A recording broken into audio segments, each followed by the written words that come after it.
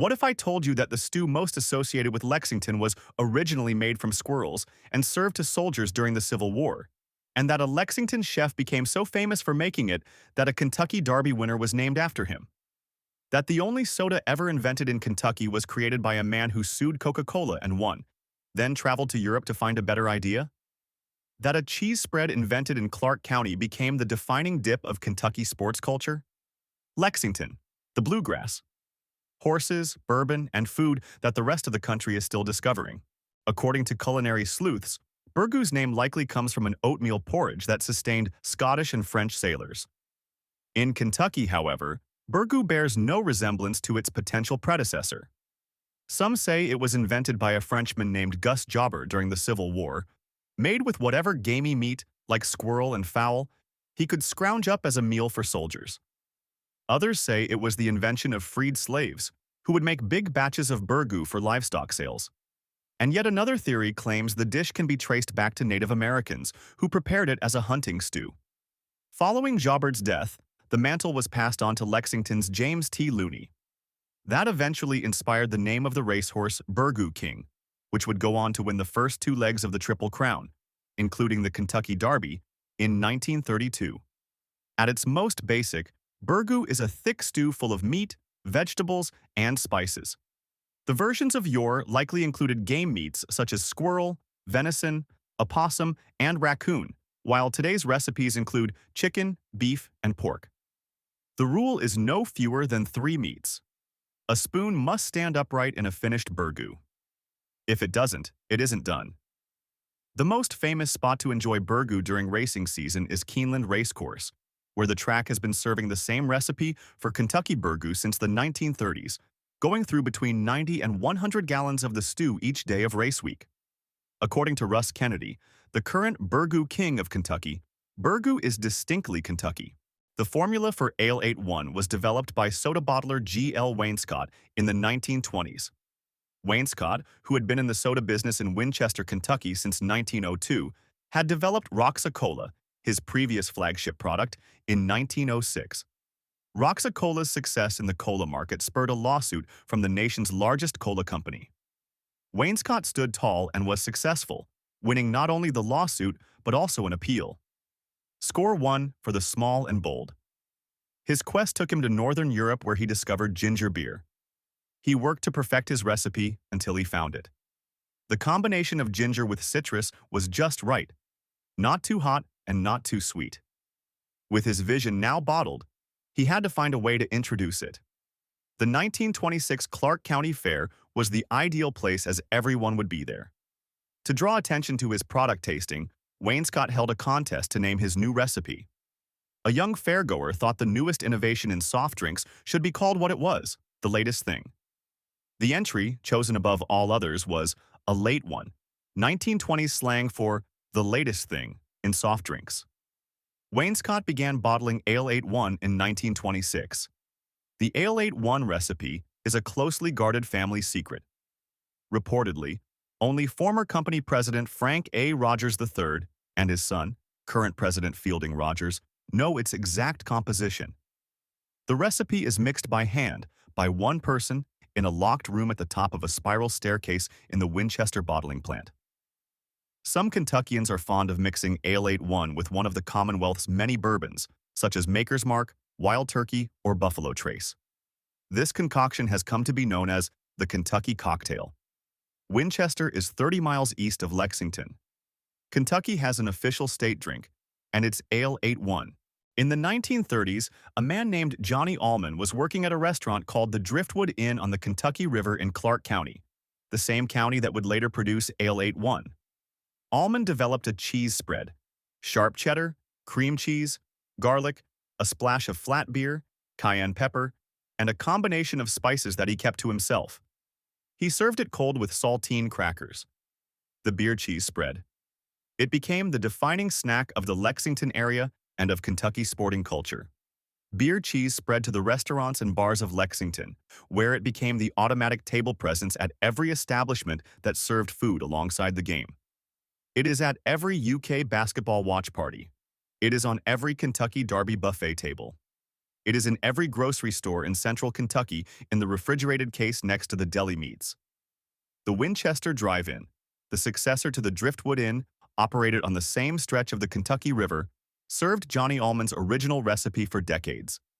The Hall family, who inherited the recipe, now operates Hall's Beer Cheese, one of the oldest continually produced beer cheese brands in the state. Multiple Lexington producers claim to have the original or the best version. The argument will not be resolved.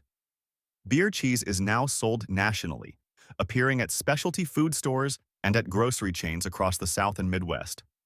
A beer cheese festival has been held in Winchester every June since 2008.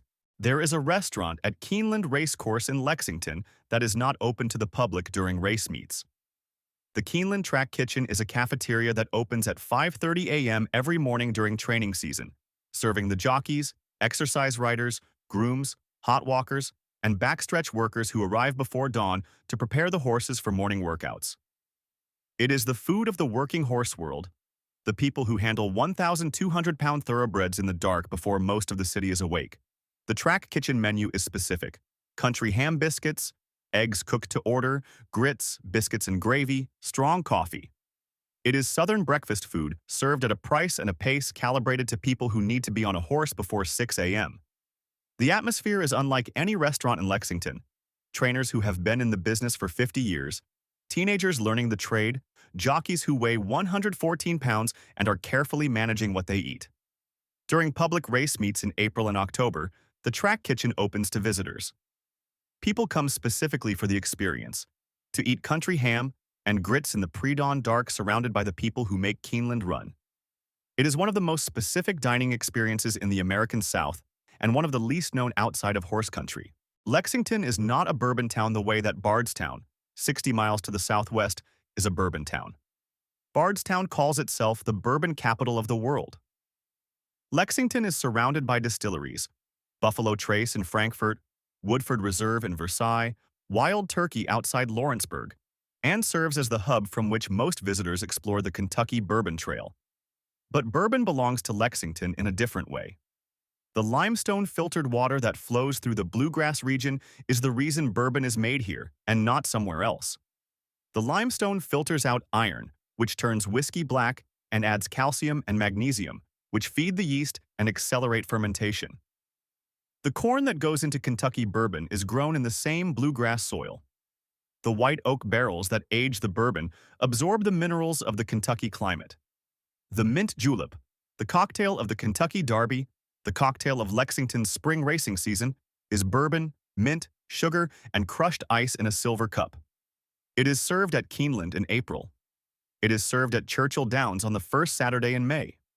It is the taste of the bluegrass spring, the drink that people who have never been to Kentucky know because of the Derby, and that people who live in Lexington have before a race whether they intend to or not. In the 1890s, a Louisville caterer named Jenny Carter Benedict created a sandwich spread from cream cheese, cucumber, and a small amount of onion, colored pale green with a drop of food coloring. She called it Benedictine. She served it at her restaurant, the Benedict Tea Room, on sandwiches with the crusts removed. Benedictine is a Louisville invention. Benedict was a Louisville woman, and the tea room was in Louisville. But Lexington claimed it with equal force. The spread became a standard of Kentucky horse country entertaining, at derby parties, at garden parties, at the kind of formal lunch that the Lexington social calendar requires in April and May.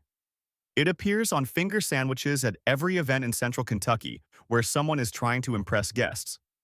The recipe is simple: cream cheese, cucumber, a small amount of onion or onion juice, a drop of green food coloring. The result is a pale, delicate, slightly cucumber-forward spread that belongs specifically to Kentucky culture in the way that pimento cheese belongs to the Carolinas. Both are cream cheese spreads, both are regionally specific, both inspire passionate loyalty from people who grew up eating them. This is the Lexington food that most of the country has never heard of and that Lexington considers essential. A rolled oyster is a fresh oyster, dipped in a thin egg wash, rolled in cracker meal, and deep-fried until golden. It is served with tartar sauce or cocktail sauce, hot, immediately from the fryer. The oyster inside is barely cooked, warm and soft, still oceanic, with the cracker meal creating a thin, crispy shell that shatters when you bite it. The rolled oyster is not a Lexington invention in the strict sense. It appears in coastal southern cooking going back generations. But Lexington adopted it with unusual commitment. The Brown-Forman Corporation's cafeteria in Louisville served rolled oysters.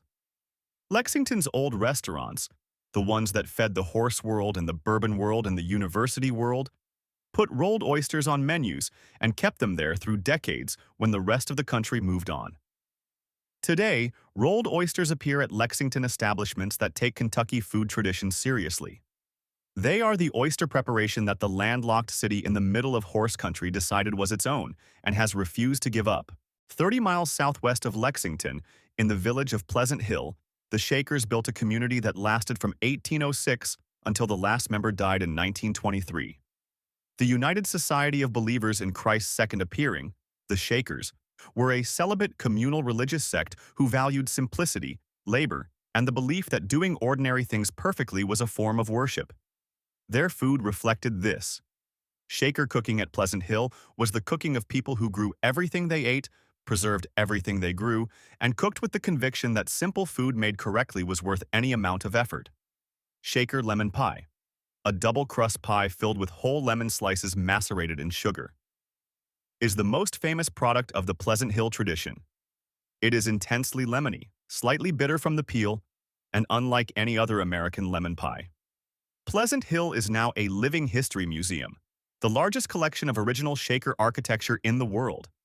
Its restaurant serves Shaker-inspired food using recipes from the community's records. The lemon pie, Shaker herb chicken, preserved vegetables, simple breads.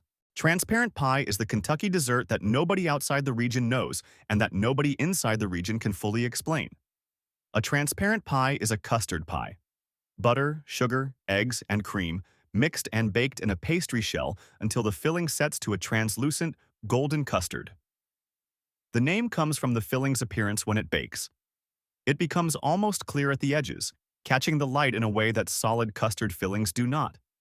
It is sweeter than chess pie, richer than a sugar cream pie, and utterly without any ingredient that would explain why it tastes as good as it does.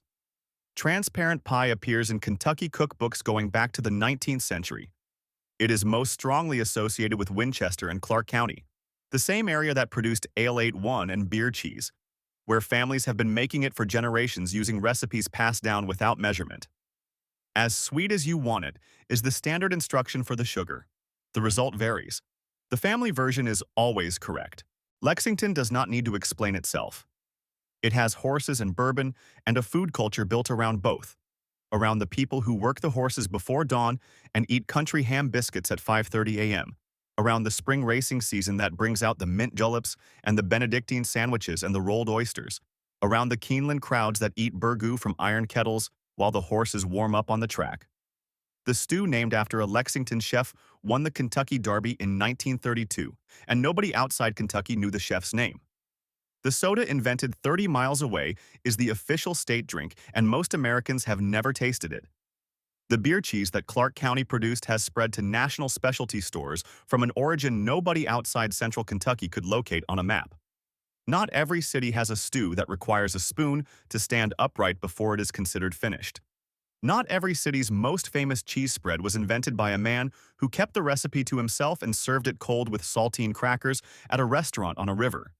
Not every city eats its official stew at a horse race from the same recipe, with 90 gallons going through the kitchen every day of race week. Lexington does things its own way. Has since the bluegrass was named for the grass that grew in the limestone soil, and someone decided to build a horse farm and a bourbon distillery and a race course in the middle of all of it.